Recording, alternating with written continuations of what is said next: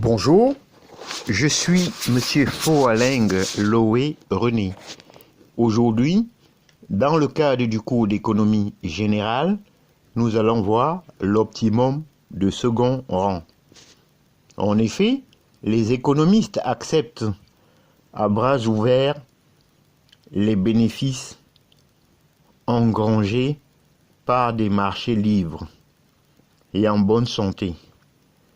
Lorsqu'un marché connaît une défaillance, la première réaction consiste souvent à proposer une intervention afin de corriger le tir. La théorie dite de l'optimum de second rang, le pis-aller, montre qu'en réalité, la situation est plus complexe. Supposons que nous soyons inquiets au sujet d'une entreprise qui monopoliserait le marché de l'acier. Les monopoles ont tendance à faire monter les prix et à restreindre la production par rapport à ce que l'on voudrait, un idéal social.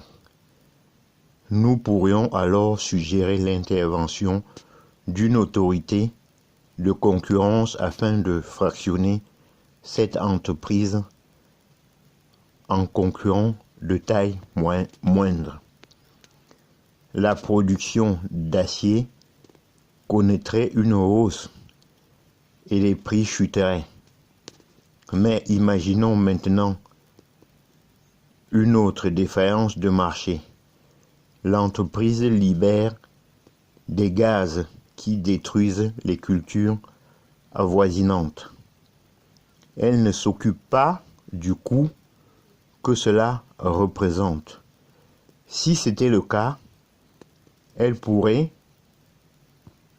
produirait moins d'acier. Par conséquent, la défaillance d'un marché, c'est-à-dire production moindre due au monopole, compense l'autre défaillance qu'entraîneraient les coûts d'une pollution causée par la surproduction. Corriger une seule défaillance, le monopole pourrait en fait aggraver la situation dans la mesure où encore plus de cultures seraient endommagées.